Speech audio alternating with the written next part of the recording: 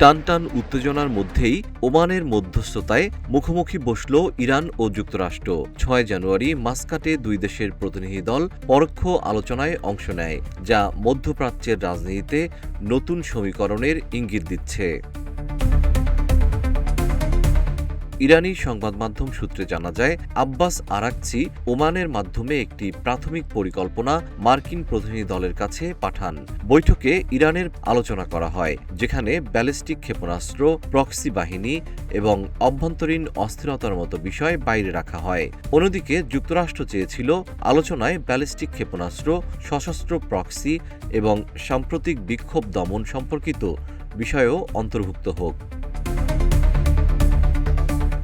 এই বৈঠকে মুখ্য বিতর্কের বিষয় ছিল ইরানের উচ্চমাত্রার ইউরেনিয়াম সমৃদ্ধকরণ। যুক্তরাষ্ট্র ও তার মিত্রদের অভিযোগ, এটি পারমাণবিক অস্ত্র তৈরিতে ব্যবহার হতে পারে। ইরান পাল্টা প্রস্তাব দেয়, তাদের পারমাণবিক কার্যক্রম আন্তর্জাতিক নজরদারির আওতায় রাখা হবে, যাতে এটি অস্ত্র উৎপাদনে ব্যবহৃত না হয়। এর বিনিময়ে তেহরান অর্থনৈতিক নিষেধাজ্ঞা প্রত্যাহারের দাবি তোলে। আলোচনা শেষে যুক্তরাষ্ট্র স্পষ্ট ইঙ্গিত দেয় যে তারা ইরানের উপর অর্থনৈতিক চাপ অব্যাহত রাখবে। ওই দিনই ওয়াশিংটন ইরানি তেল খাত ও ১৪টি জাহাজের উপর নতুন নিষেধাজ্ঞা আরোপ করেন।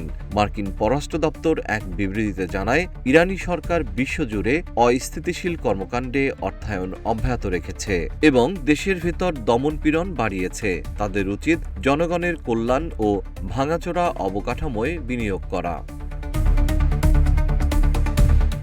বিশ্লেষকদের মতে, যুক্তরাষ্ট্র ও ইসরায়েলের সঙ্গে সরাসরি সংঘাত শুরু হলে ইরান তা সর্বশক্তি দিয়ে প্রতিরোধ করবে। ধারণা করা হয়, দেশটির কাছে হাজার হাজার ক্ষেপণাস্ত্র ও ড্রোন মজুত আছে, যা মধ্যপ্রাচ্যে মার্কিন সেনা ও কৌশলগত সম্পদকে লক্ষ্য করে ব্যবহার করা হতে পারে।